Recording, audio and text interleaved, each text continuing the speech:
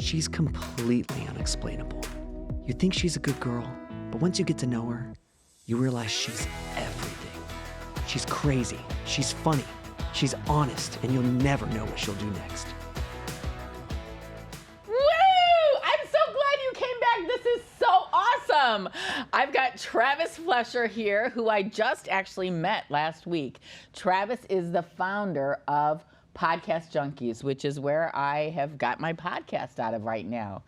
And I'm loving it. And Travis, it's so nice to finally meet you. It's nice to be on your podcast. I cannot wait for what you have in store for me. Well, the thing is, Travis hasn't ever watched one of my podcasts, so he really has no idea. I literally just met you the other day. You're like, watch my podcast, and I've just been working the whole time, and now I'm here. So he's giving me all these critiques on what I need to do, which are really monumental, but he hasn't seen anything Listen, that I've done. I've been through a few podcasts and a few bad podcasts as well, so I can at least just out of the blue just give you good habits to give during your podcast. So anyway, he had such monumental information, genius information, I might say.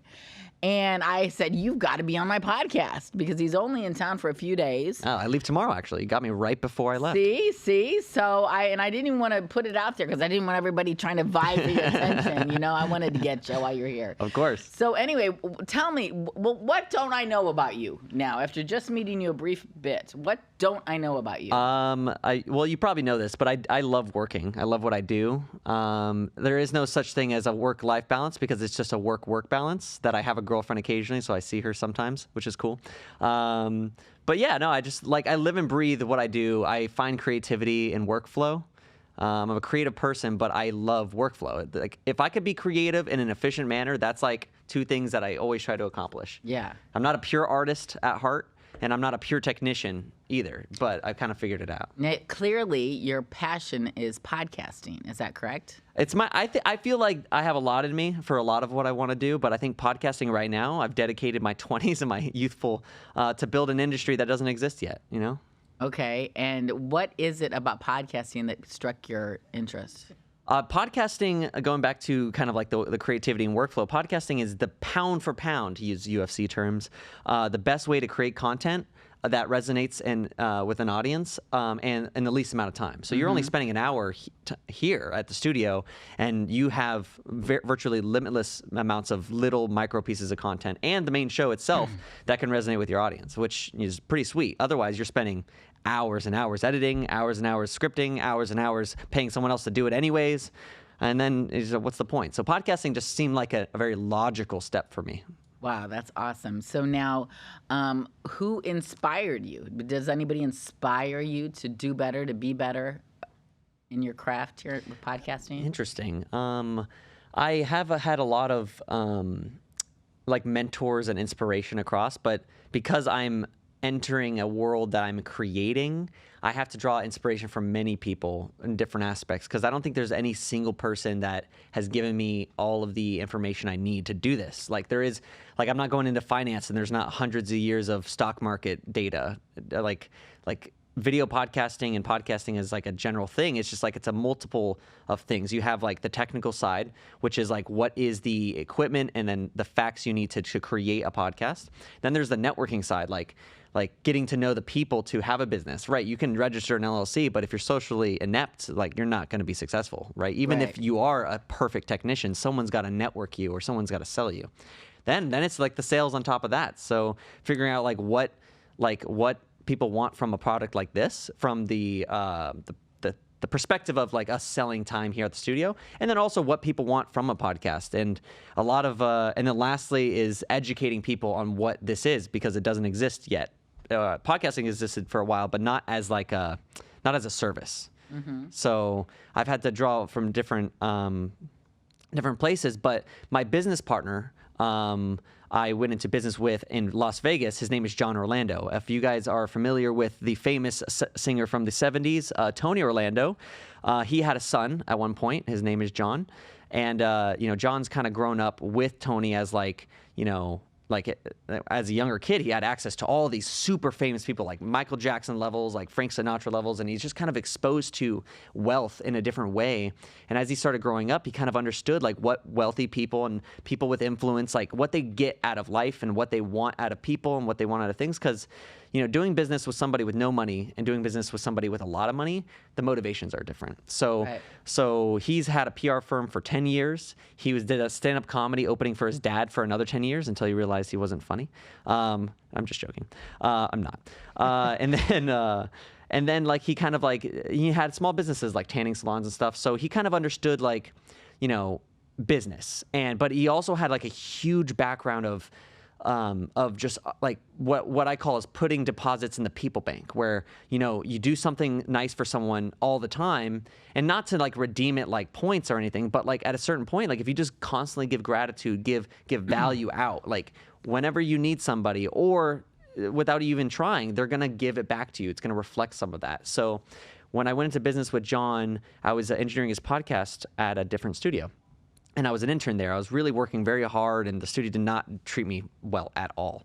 And so he's like, we should go into business. And, I figured out like he knows a lot of people in the industry. He can speak the big game. Like I couldn't sell a $10 hot dog if I wanted to a hungry man. Like now I feel like I can do a lot of the groundwork of educating people on a product or a service and then sell it to them and then convince them that it's something that they need. And generally, it's easy because podcasting fills a gap. So, have you had a podcast yourself? Or I have actually. So, I mean, podcasting wasn't a new concept.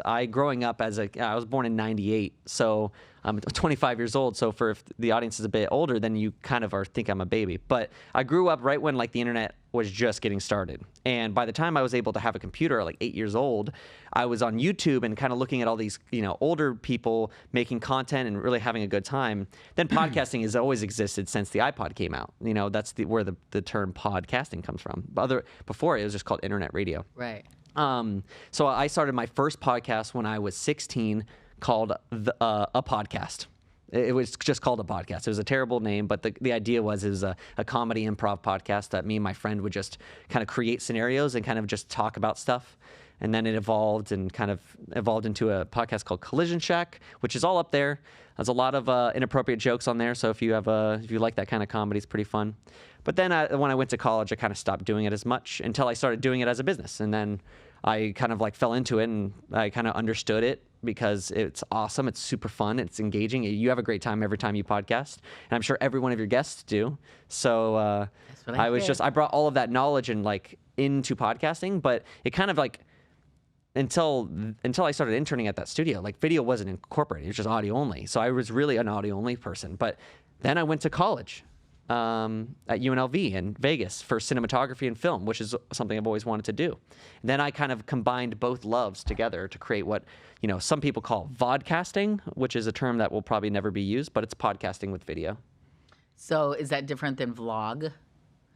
I think no. I heard you talking like briefly on your last podcast about vlogging and stuff like that. Yes. Vlogging has existed for a while. Like blogging has been around since the conception. And blogging is what I read in the middle of my podcast, which now, starting with the last podcast, I'm starting to do a little bit more just from memory. Yeah, let her know if you love it. Travis's recommendation. Hey, they can always read the full blog on your website. But not a recommendation of having known anything or how great my blogs are when I read them to the podcast. I'm sure I absolutely 100% believe that your blogs are a written masterpiece. They were well thought out. I spent a lot of time thinking about the words I use. That's why I'm like so hesitant about wanting to not say them exactly, but.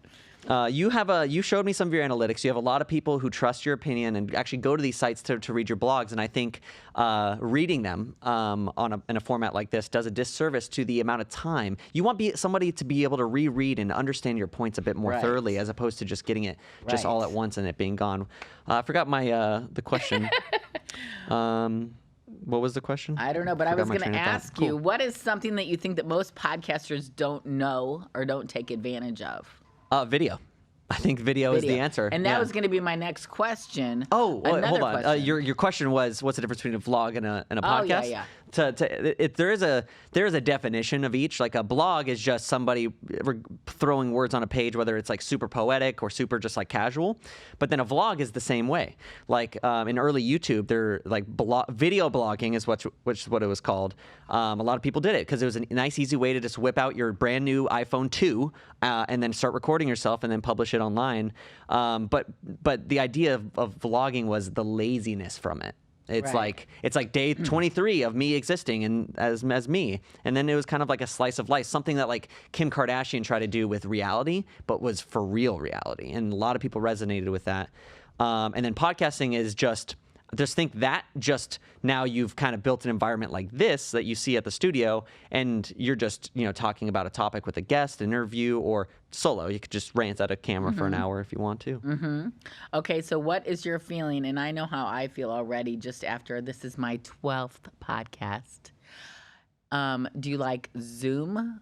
Do you think what are the benefits to doing Zoom podcasts or live in-person podcasts? I have a lot of debates with a lot of people about this. I really have debates all the time just because podcasting is such a built-in industry, like as an audio format for so long that it's almost like the industry itself is not receptive to change, where, you meet traditional marketing people and they have their channels of like, getting their word out there, which is like, not even Facebook, like it's billboard ads, it's print advertising, it's bus, ads, it's pre-roll ads on, YouTube. It's like all of these traditional forms of media. So whenever people approach podcasting in a unique way, they freak out because these marketing people who have been earning a living doing consulting on podcasting have been, they learned the tricks of the trade back in 2010, 2006 when it was really a thing. They learned how to monetize it. And then they just kind of rinse and repeat. You get a new client, you teach them how to monetize. That it goes successfully. Teach them how to monetize, you're successful. But since people have been kind of flocking to podcasting as a video medium, and as like it becomes more available through Spotify, who purchased the biggest podcast out there, which is Joe Rogan, the Joe Rogan Experience, and with all of these different like companies investing more in their audio only / audio / video kind of community building, it's kind of increased. And so to get to your point about whether virtual or in person is better, by far, hand over fist, it's in person is better. Yeah. You get a connection with somebody that you just don't get like over video. Like, yeah, FaceTiming is great, but it's a means to an end of just communicating. It's always been the second-rate thing. Perhaps with my generation and younger generations, they prefer virtual because they feel more comfortable. But at the end of the day, you just don't get that one-on-one vibe. That was the recommendation that I was told from Mark Bernard, that one of my first guests. He said, in the podcast, he said, people fly in to do my podcast. He said, I never do unless they're live in my studio. And I found too, even though I've never done a Zoom, I can't get the kind of feedback I get from my stories and from my blogs, right? From having someone on Zoom. I'm not going to talk to somebody on Zoom and they're going to laugh and it's going to be funny. It's not going to be the same. I mean, so at my Vegas studio, we have a network called Podcast Junkies Network, and we adhere to our own rules very strictly. And one of those rules is, unless it's somebody that is impossible to get in the studio, they should never be virtual. Because we have an advantage, and I guess you guys too in Boca Raton here, but in Vegas, that's a destination place. So if at any point your wish list person is gonna visit the city at some point. Exactly. So instead of burning your relationship or that one favor on getting them on Zoom for 5 minutes and having a mediocre talk or even a great talk, wait, even if it takes years, wait until you can get them to be like, oh my God, they're in Vegas for a convention. Hey, can you just give me 30 minutes? Chances are they'll give you an hour and you'll build a better relationship with them anyways, if it's totally agree. The one person you've been really hoping for.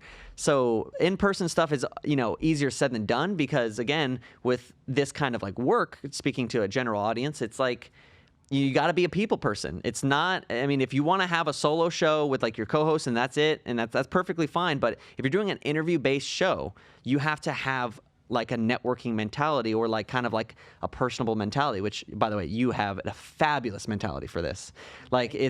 Even without a guest you can spout off some great information and talk for years. And that's what I love about you. And that's how I know that regardless of knowing your analytics or what your content actually is, you will be successful and have been generally on Facebook, on your blog. It's because you bring so much personality to the content where it's not only thorough, but it's also unique. So I commend you on that. Well, thank you very much. Well, let's see, you made me forget what my next question was. Oh, I was going to ask you about monetization. Yeah. Because we did talk about this the other day, and that seems to be, I have noticed, kind of like a hush thing. Like, you're not supposed to ask people to pay for their seat to come and sit in your studio. And I've had someone say this to me, like, oh, people pay, nobody asked me to pay to come into their studio to do a podcast. And I'm like, well, wait a minute. Either they're going to sponsor you or I'm going to sponsor you. So do you have someone that's going to sponsor you? Because if not, I'm going to sponsor you. So let's, I love that energy. Is that wrong? No, you're 100% right. And it's like, who's paying for this? It's not free, right? 100%. Unless I'm sitting in my closet in my bedroom shooting a video, and that's going to be worth that too, right? No, absolutely. But I think so I always equate it to a lot of people have, generally speaking, like above and beyond podcasting, confidence issues. Like they think they're ugly, they think they're unattractive, they think that they can't get the job they want, they think that they can't like make X amount of dollars a year because they're certain race, creed, or background. There's so many of these self-limiting beliefs that people in general have, and some will argue that it's getting worse as time goes on with like the internet and the ability to compare yourself very easily to the entire world. There was a time where you could only compare yourself to, your high school class, and then you would marry your high school sweetheart, and then you'd have kids, and you wouldn't move, right? So now that Instagram exists, and now that all this online media, you're seeing the 10 out of 10, jacked guy who works out every single day and does nothing but work out, and then you're comparing yourself to somebody who's a single father who's like raising 2 kids. Like you can't. It's apples to oranges, right? Right. So. Generally, a lot of people have self-confidence issues, and they bring that into anything they do, especially if they're an entrepreneur.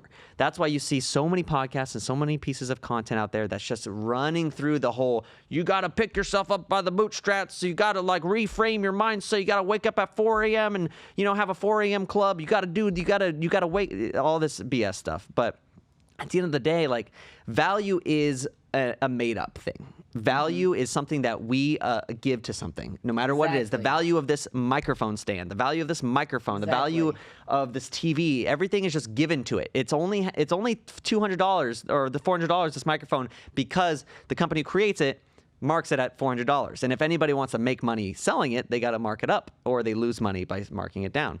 And I believe that anybody who kind of tries to approach monetization on anything, they are marking themselves down. And that's because they're afraid of the sale, or they're afraid of a no, which it kind of goes back to the self-confidence. If you want to, in order to get that one yes, you got to have like 100 no's situation.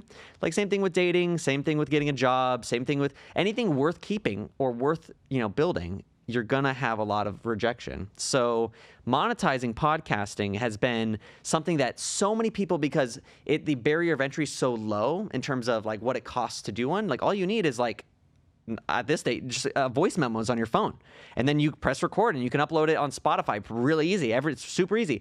So they say, oh yeah, my podcast isn't worth anything. I only have like 200 people listening, but that's just 200 people. Like people get millions of views on YouTube and hundreds of millions of views on TikTok. I'm nothing. And then they have the traditional podcast marketer who goes, cha-ching, pay me X amount of dollars a month and I'll get you on the blah, blah, blah. I'll build your audience. I'll get more people to listen to you. And all they're doing is just giving you the confidence that you should have yourself anyways. And they're monetizing it, which means that they're stealing your money, which maybe not stealing, but you're paying them to do it. And at a certain point, you've given away 60% of your revenue to somebody who is just saying, yo, yeah, you're good. I believe that if you approach podcasting with, you have value inherently because you have something that person doesn't. If the barrier of entry of podcasting is so easy, why don't you do it, Mr. Potential Sponsor? Oh, you're not, because it's extremely difficult and it takes a lot of time and effort to do it. Crazy. So that gives it inherently value. Absolutely. Having a podcast, and having a podcast here at Podcast Junkie Studios in Boca Raton takes you from like what would take years to get to this point instantly. And this instant amount of video production, the audio production, the way it looks, kind of like gives you the ability to have a bit more of that confidence. It's like getting a facelift and doing your hair and like, getting good clothes. Like that's what this is. So for people who join Podcast Junkie Studios and even yourself, or just have whatever they have, somebody's willing to pay for the exposure you bring. And at the end of the day, it's not just, you're not making podcasting for nothing. You're not going to create this podcast and just keep it in your folder and just watch it whenever you're bored. It's not, that doesn't exist. There's distribution, which is like YouTube, which is TikTok, It's Instagram. So because you're distributing it and you're creating content, and as much content as you make, whether it's like 7 clips an episode, so you have an episode coming out every day, like that, you're doing work that someone else doesn't do. So if somebody wants to tap into that in any way, it should be worth something. It might be worth nothing in the beginning because you just need to prove to yourself that it's a product people want. But very quickly, you'd realize that marketing companies, big companies like Pepsi, Mountain Dew, Comcast, like these huge conglomerates spend hundreds of millions of dollars so that someone else will just get their name out there. Right. So now think about that. Like they, instead of creating internal content that resonates with their audience, they'd rather pay a marketing company to create content for them that they don't know anything about the company, and now they are selling that to people who also don't know anything about the company. So like there's this disconnect of kind of brand to consumer or brand to like interpretation. Right. So podcasting is a great way to talk to a specific audience with a spokesperson. There was a time where to buy a spokesperson, you have to pay them millions of dollars a year for like 3 or 4 commercials. Like Flo from Progressive, she makes millions of dollars a year. And it's because people trust her just as a brand identity. And now Flo can go on podcasts and monetize her personality just by existing. So go ahead. Ben, I think it's blog time. Is it blog time? I think it's blog time, Ben. Okay, so this brings up something that I blogged about years ago, and the blog subject was called "Afraid I'm Gonna Write About You." Okay. So now, what do you think? When I'm podcasting, and I'm podcasting about certain people that I come into contact with. Same situation goes, though. I don't bring up anybody's real name if I'm talking about them in any way that's not flattering, And in my blogs, I used to put pictures and scribble out their faces. My dates would hate that if they wanted the exposure. But anyway, so I wrote a blog about. Do you think you're going to be on my podcast? Okay. And my podcast is about being Tracy. It's not about being anybody else. Okay. So most people say they enjoy my blogs. Some want to be in them and others don't. I respect everybody's privacy. I'm not here to out anyone. It is called Being Tracy. It's not about being anyone else. So I actually met what sounded like a great guy when I was in South Beach. And I called him Mr. Incommon because we had so much in common. Oh, really? We met on a dating app, and we talked on the phone one day. He even had 4 daughters like me. Wow. We had so many crazy things in common. Like, he loved to travel. He's spontaneous like me. He was married for a long time like me. He'd love to get married again like me. Crazy stuff, right?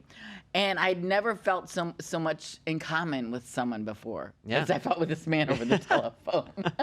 Oh, this was all over the phone. It was over the telephone. Wow. Yes, we hadn't met in person yet. So he did his research on me, right? So I told him where he could find research on me. And so after our 45-minute conversation, he went and texted me that he went to my blog and checked my blog out. Oh, dear. And he said that he thought that I was just too out there and that he didn't want to have anything to do with me. He said, maybe sometime we can meet as friends. And I told my blog, I said, well, geez, I don't usually meet people as lovers, but you never know. That could happen, But, of course, we're going to meet as friends sometime and talk about it. Yeah, at least at first. But I was first date stuff, right? He was like, basically, good luck, have a nice life. I don't want my kids or my family to be anything a part of your blog story, okay? Interesting. And so then I was really embarrassed and sorry that I had spent all of this time texting him back to try to change his mind because I thought I had so much in common with Mr. Incommon, right? Mm-hmm. And I mean, like I told him one Forbes millionaire that I met, who's a friend of a friend, who started up 52 companies, researched me before we went to dinner at Smith and Walensky. He went to my blog and said that he thought that I should take my show on the road. He said he thought that I should be a comedian and use the blog material as my material. Absolutely, you know? 100%. Yeah. So anyway, well, this is what I'm doing now, right, with this podcast. Like, I wanted to. I studied radio and TV in college at Indiana University, and I that's what I wanted to do until I found out, and I told this on my first podcast, that I had to take Spanish. I had to take Spanish, so I changed my degree from radio and TV to education because I didn't want to take any more Spanish. But You had then to take as a things language do, course. yes, Yeah. yes. But then as things do, people's lives change, and I ended up moving to Panama anyway and had to learn Spanish anyway. Yeah. So, Okay. Yeah, I that's mean, how things it's do, like- right? Yeah. Yeah. Well, I mean, to be fair, I've taken like 4 years of Spanish and I don't know anything past the conjugations, you know? See, well, I learned Spanish now because I had to in Panama. But and as life would have it, here I am now after my kids have developed. I've raised 4 daughters. You know, I've done the family thing, and now just as life would have it, this year I found myself back in Back in the saddle. right here. This is what I wanted to do in college. Yeah. Right. I think you just found you took a detour. I wouldn't even call it a detour. I would just say you just followed your passion. You probably had such a good time being a mother, such a good time I doing did. the early education. I really did. And then and now you're here still having a great time. Isn't Yeah. that funny how that works? Yeah. And so anyway, I also told on this blog how Mr. Baseball Guy, do you remember Baseball Guy in one of my previous shows? He was a guy that he had a family, he'd come up from a family of writers, and he said about me, he said, well, writers have got to write. You know, so I was saying, you know, in my blogs, I always make sure that the material's okay with the person that I'm writing about, as long as it's not something like the relationship had gone awry. Sure. Yeah, you wait a few months and then you make that post. You know, I mean, Yeah. like, and if it had gone awry, well, that's a whole nother story. But anyway, so anyway, I was just, you know, very clear and honest. My podcast is about my life, my experiences, the funny things that happen to me that I think that everybody can have in common with me, like Mr. Absolutely. In Common, Mr. In Common. like Mr. In Common. That's so. Are you Mrs. In Common? But like, I'm Mrs. Looking for In Common. Oh, Am interesting. I looking for In Common, or I wonder like what he labeled you, like Mrs. Blogger, you know, like Mrs. I don't know. Mrs. I Public. don't know. I remember he lived off West Avenue and Are you hear that, guys? West Avenue. Let's find this Waverly guy. over there, Let's the tell him Waverly what he's West missing out on. Avenue. Mr. In Common, Mr. In Common. Yeah, paging everyone whose name's Mr. In Paging Common. Mr. In Common over in the Waverly on South Beach. That story reminds me of like have you seen Sex in the City? Like any of those I have series? seen it, but I the didn't whole really concept follow of the it. show, which by the way I have not. I've only seen little bits because my girlfriend like binges it all the time. It's like basically like she has the exact same issue. Like most of her blogs are about this ex that she left a long time ago, and on the reboot, you know, spoilers, like he comes back, but he's like, yeah, I left because all of this is about me. Like, you know, like all of your blogs are about me. And he's like been reading it passively, like about all the BS. And he's like, I didn't realize you felt this way. And I didn't realize I was treating you this way. So it's like, in a way, it's more like a good debrief session. If you break up with someone, you write a blog, honestly, it's the best, report card I could get. I wish that if, whenever, someone dumped me, I had like a nice, what I did wrong list to really kind of distill that. Well, at the end of my blog, the way I ended it was, I guess, like they say, you have to listen and trust that the wrong people will remove themselves from your life. So you just have to let them go. Yeah. That was the whole story of my blog, and how it ended was, okay, well, Mr. Uncommon, I guess you're not that uncommon. How do people search your archive on your website for your blogs? Search my archive? Yeah, so if they want to find and read that blog, how would they find it? It's at www.beingtracy.com. Is there a search bar to search the keywords of the blog? Yeah. Oh, okay. I mean, I'm big time. Yeah, well, I know. I'd imagine. Well, because I mean, like, it'd be interesting. I don't really know I'm not technical at all. But one of my clients, when I worked for the American Chiropractic Magazine, and I still do, it's my family business. But for Foot Levelers, a man that worked for Foot Levelers, we've got a chiropractor over here in the wings. He set up this blog page for me, and then also set up my page on Facebook, which is my Being Tracy page. Yeah. Because he said that all my people from my blog were going to spin off onto my social page. Yep. Vice versa. Which is what has happened. And like I don't know if you were here to hear me say this, but I mean, it was hacked after I was reaching 6.5 million. And, you know, people have told me that, hey, don't worry about it. You're going to come back even stronger. I think that you told me that. Yeah, absolutely. And it is. It's going to be stronger and stronger, and I'm so excited. And yeah, the content hasn't changed. I mean, like, you've never lost your inauthenticity. So, like, that is, people are starving in 2023 for authenticity. Like, they don't trust the news stations. They don't trust the YouTubers. They don't trust the Instagram filters. They want authenticity, and they want the true version of everyone. They want the person they're seeing on platforms like podcasting or the blog to be the person they meet. They prefer that hand over fist. The Hollywood type is going to disappear slowly, and you're going to start seeing an injection of like young people who, you know, Tom Holland, right? For example, is a Spider-Man, right? He has a podcast. He goes on podcasts, and people are shocked of the stories that he tells them of how, I want to use the word grooming, not sexually, but grooming in terms of like what they do to make you the Hollywood star to be. Like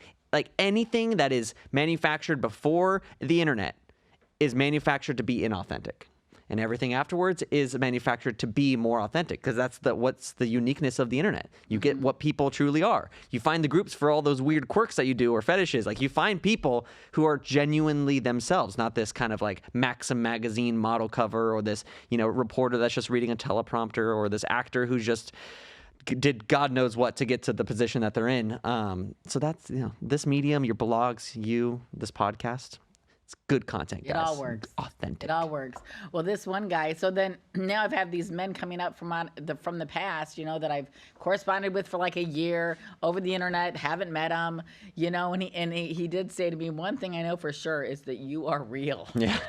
And I still haven't met the guy. I still haven't met him. We had a date last Wednesday, and I, you know, still fell through. Didn't happen. Have you ever had anyone say, like, try to use you're real as like an offensive thing to you? Like, oh my God, you're so real. Like, and because like you tell how it is. Like, I'd imagine like a lot of people try to be like, they probably don't like you because they can't be their fake selves around you, because then you just see right through it, and then whenever you respond authentically instead of playing the BS haha hee hee haha game. Yeah. Has that happened? That happens. I thought you were gonna say, have I ever had anybody take advantage of the fact that I had the blog and then be mean to me? Well, let me ask that question. In the blog about them. Oh my God. Okay, have you had? Okay, tell me that story. That's a whole nother story. Is that a different podcast topic? I think that's a whole nother podcast. I'm looking forward to it. Because that has happened, though. And I mean, didn't you get recognized recently for your podcast? Oh, yeah, I sure did. I was at, the other day I was at, what was the name of that place? Bow Campers? Yeah. Bow Campers in Boynton Beach. And I was just freaking sitting there by myself at the bar. I actually had gone out because I thought I had a free day after showing property in Pompano. And so then I just thought, well, a girlfriend of mine works over at Fishtails, so I went over there. That wasn't really going on. I said, where else can I go? They said, well, there's a place you can go to watch sports, and it's called Bow Campers over here. I had never been over there, you know, so it's in Fort Lauderdale. I went over. Have you been there? No, it's an amazing place, actually. It has TVs and paintings on the walls. Oh my gosh. And it's indoor, outdoor, and there's a ton of people over there watching sports. It's super fun. Oh, wow. But so I went in there, sat at the bar. You know, usually I go in and I case the joint, look around for the handsome single guys, you know. Which is just crawling with handsome single guys, I'm sure. Sit by. And I went and saw these four men sitting with this one seat in the middle. So I went and sat at the seat in the middle, and turned out the three guys on this side were all real nice, but they were all married. And the guy over here, I don't know. I just yeah, I didn't feel it. I just wasn't feeling Listen, it. you know, sometimes you get them, sometimes you don't. You know, Didn't feel like talking to him. So I kind of just, you know, watched the game, started posting on my Facebook and stuff, and then sat there. By about 2 beers into it, I'm like, what am I doing just sitting here drinking beer by myself? Like, what am I doing? What's my plan? You know, so then somehow someone reached out to me and said that they were at Two Georges. That's how I ended up over at Two Georges. And I didn't know where that was. And they said, there's a band over there. So I said, wow, that sounds great. So I paid my bill. I'm walking out, and this isn't the first time this has happened to me. someone stops me as I'm walking out holding my beer and says, "Hey, is that you on that podcast? Aren't you on that podcast?" And I'm like, "Well, yes, I am. I am on that podcast." And I said, "Are you do I know you? Have we met?" And he's like, "No, I don't know you, but I did see you sitting across the bar." He said, "I wasn't sure if you were with that other guy that's next to you." He said, "But if you're not, come on in. I want to get you a drink. Let's talk about it, And anyway, he was real interested in the podcast until I think I wouldn't keep sending him. I wouldn't send him any pictures of me. I'm like, "Look, this is the way men this was are all now." over like message. No, this is in person. This is in person. He wanted but- pictures of All right, you well, here's when how- you were in person? Here's what no, that I guess I'm skipping ahead. Oh, okay. All right, so I went out with him to have a drink with him at the bar. Naturally. And then I'm halfway through the beer, and I don't know. I don't know. Would you say this guy is Mr. Uncommon?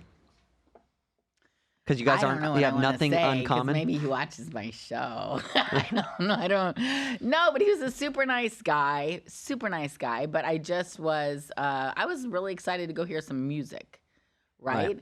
And so I just said that I was gonna go listen to some music and thank you, And then so I don't know. He had been interested in maybe having one of the shows sponsored by him Yeah. or something like this. Wow. His medical equipment, and I don't know. Hey, but then, money but then, talks. but then, yeah, but Money then the talks. chat started. Then when I was like, "Okay, I'll send you some, rates or whatever we Sure. can do for you," and then he was like, "Okay, send me a picture of you," and I'm like.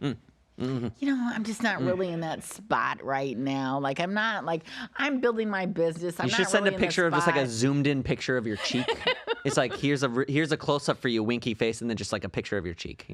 I'm just like, that's not the first time that's happened to me this week. Like, a lot of men, like, I don't know. It's like There's something about you have like the it factor, and maybe it's just like maybe it's your personality. People just love and you attract people to you. Maybe it's just like you're just a think really that's it? awesome person, and perhaps like they see your value and they see that you got something going on. They want to talk to you. I think it's that they're lazy. Oh, I think it's that they're lazy. I don't know. They don't want to meet in person. This is another thing that came up this week when I was talking to my girlfriends. It's like, they don't want to meet in person. Send me a picture of you. It's like these people that I meet out and stuff like that. Then they're like, "Okay, send me a I don't have time. What you should do next time I'm on is Facebook. Send an actual picture of you. You. or just the letter U, or Yeah. just like do you know Send how them you an actual picture of That's you. a good idea. That's Yeah. a good idea. I Send wa- a picture of you. You. Yeah, just I want to see what's I'm gonna gonna happen start next doing that. time. Next time Because they seriously, ask. like 3 times this week that happened to me where a conversation ended because the guy's like, "Send me a picture of you." And I'm like, I'm like all over the place. If you wanna search see a if you picture search of your me- name on Google, does it come on Google Images? Yes. Does it come up? Then Yes. search your name on Google, copy the link that pops up with the search term, and send that to them, and it'll bring them to Google search of your name, and then there you go, a bunch of photos of you. Well, there you that have it. will satisfy that. Have you heard of the concept of a parasocial relationship? Parasocial? It's it's a phenomenon that's happening. The more internet has kind of been existing, and now a lot of content creators exist. And Tell me about it. So a parasocial relationship, okay, let's think back. So back in the day, a relationship you'd have with somebody you don't know would either be like a politician or someone like an actor. But at the end of the day, like you saw them on the screen. You enjoy their content, and then that's the last you see of them. It's only on the television or only on the broadcast or only on the print magazine, and that's it. So it's a very curated version of that person. So you wouldn't really feel like personally attached to them because you only got what was being said. Like, oh my God, this ex so-and-so, Clark Gable's so beautiful and handsome. And the only reason you say that is because he's a heartthrob in every movie. But now, parasocial relationships have been getting worse because of the vlogging, because of the blogging, because of the content, because now people are no longer curating content for the internet that's actually filtered. It's like authentic, genuine content. So now when people consume or become fans of those people, they are consuming everything about them. They know your child's name, and not even because they're stalking you. They just know your child's name. They know what you like. They know your habits. They understand your mannerisms. They're laughing with you, but you're not. You're just creating the content. No. So it's called a parasocial relationship because they feel like they know everything about That you. happens. People say on my Being Tracy page, "You're top. You're top." That means what my sister says. You're top. She calls me top. I'm not the oldest of 6 kids. I'm the top. You're the top. And that's like from one of my videos. So people are saying that to me on my Being Tracy page. Oh, you're the top. You're top. Yeah, but it's weird. It gets weird in interactions like that guy you met where he's like, "Oh my God, I've seen your podcast," or I'm a fan of you, because now they're coming to you knowing everything about you that you've shared, which is almost everything, and now you know nothing about them. Yeah. So it's this weird dance. It's kind of scary. It's scary. It's absolutely scary, and like that. Congratulations, you've crossed the threshold. Like now, when you start having those problems, you have to have immense empathy and understanding that these people think that you're best friends, because you are. You like a lot of times content creators take people out of depression. They take people out of bad situations. They allow them to escape. So in many scenarios, like content does heal people. But so whenever this person comes up to you like, I love your podcast, I know everything about you, your dog's name, blah blah blah. You're like, oh my God, so what's your name? And then you interact, and then well, when I meet people, I always put their picture on my phone and I take notes. So the first thing I said to this guy was, "Oh, did I meet you? Do I have your name in my phone? Did I take our picture?" And he's like, "No, I just saw you on the internet." Yeah, so you start to text them, and do you know how like when you text someone and then it kind of like goes like super far on your list, so you never really see it. It's like an unknown number. Have you ever like typed in someone's number again to like text them, and then their previous conversation comes up, and you realize that you've already met them? Yes. Has it ever happened where they're like, or they're blocked? Or they're blocked. That has happened to me. They're like, weird, I can't call you. It's just it's not working. Going through. That happened on a date one time in South Beach. Okay, tell me about that. Let's talk about that. That happened on a date one time in South Beach. I was pulling out of my parking lot, and this guy was like, I just kept calling you. I don't know why. And I was like, you're calling me. I said, it's not going through. And then finally, he told me his phone number, and we're driving off my parking lot, and I realized I've got him blocked in my phone. That's why it wasn't going through. And I believe this was the same guy that rented a Lamborghini and that told me he rented a Lamborghini. Yeah. Like, that's going to turn me on. Hey, he has $400. I was like, whoop, whoop, whoop. I'm ready to go back. Red flag. Take me back. Yeah, let me just hoist this red flag. Really quick, you know? Like, red flag alert. Yeah, exactly. Yeah, that was how that happened. I'm glad you had that experience, because I'm usually the person people block. I'm joking. I'm joking. I think you are joking. No. Just from the little I know of you, you seem like a very. I actually don't block anybody's number, because if they're want to be annoying enough to like do that, I feel very humble. It's almost like, like I will annoy them back. Like it'll become a bit. Like there are times where like I'm not interested in somebody and they won't leave me alone, that I'll just I'll make sure that they block me. Well, I only it's really block fun. people that are insulting. If they're insulting, or if they're just somehow like disrespectful, those are the people I block. Well, I mean, you're fielding hundreds of people. I probably have like maybe 2 people a year that hate me. It's the difference between a man and woman. You get a lot more inbound. I have to do a lot more outbound. That's it. Maybe that's it. Definitely. Well, I'm not sure, but maybe it's time for the real estate minutes. Ooh, show me some houses. Let me tell you what's going on right now in real estate. It's so exciting. I'm going to read this by bank rate. I'm going to read it because I don't memorize what bank rate it's your says, podcast. Okay? But with mortgage rates and home prices both historically high and inventory tight, many prospective sellers and hopeful buyers are feeling nervous about today's housing market. The median sales price for an existing home in the U.S. was a hefty $394,300. Now, that's down from what it is here in Florida. In Florida, it's about $100,000 more. But as of September 2023, the third month of the year, over-year price increases in a row. And as of late October, the average 30-year mortgage rate had hit 8.01% higher than it's been in more than 20 years, which is amazing. Home prices, mortgage rates, and inventory levels will all shape housing affordability in the coming year. The experts' prediction for the 2024 housing market. Low levels of inventory mean that sellers continue to have the upper hand in the housing market.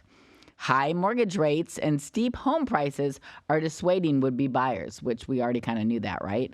But if rates were to drop in 2024, that would be the spur the market for both buyers and sellers. Because what I keep telling everybody is, if the rates start to go down, you better buy the property you want now at this price, because if the rates start to go down, everybody's going to want your property. Everybody's going to want your house, and they're going to be overbidding the same way that we had before.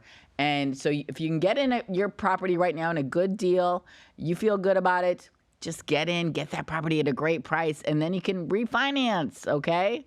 So anyway, send me or leave me a message if you want me to help you find a realtor in your area, if you want us to help you buy, sell, invest, commercial real estate, residential real estate, whatever you want, okay? I'm here to help you with all of your real estate needs. Tracy Bush Pate.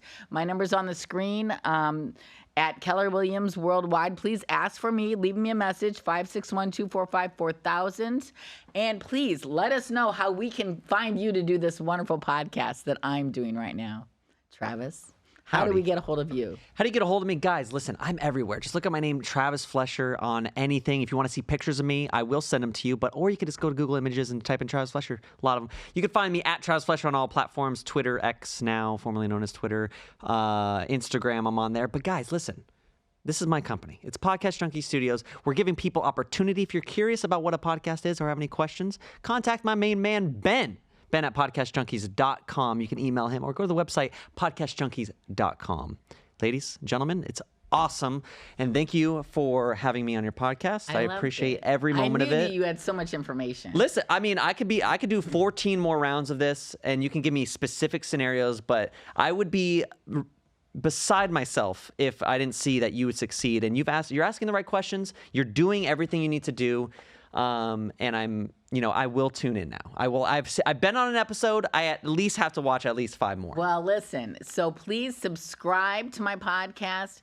Any kind of love you can give it on Apple, Spotify, YouTube. Hit an emoji, make a post, share it. If you can think of someone else that might enjoy it, anything will help me because I want to get my message out there. And it's really in the YouTube algorithm. The most attention you get on your posts and your podcast, that's the most attention you're going to be able to get from your viewers. And do you post the clips to your social media? I post everything. Guys, do you want to help her more than anything? Go to her social media and just click that repost button. You comment on just the short clips. It's so much easier to consume podcasting when you're watching a minute of it. And this stuff is all great. over the place. Instagram. I'm even freaking on Twitter now. I think I have 2 followers on Twitter. Woo, let's make it 3. Come on, how many people are in here right now? Let's make it 4 or 5. I got a ton of them. I've got a ton of 3 pages on Facebook. So I'm pretty much out there. And now I'm on TikTok too since my page got hacked. My other page got hacked. So I got it. Well, let's go on TikTok. So. Hey guys, if you guys want to get rid of the parasocial relationship, put it in the comments. Say hello, and then she'll say hi back, and that's called a genuine relationship, as opposed to just viewing it. Genuine relationship, just like genuine Being Tracy. Thanks for coming back, guys. We'll see you next week. Bye-bye.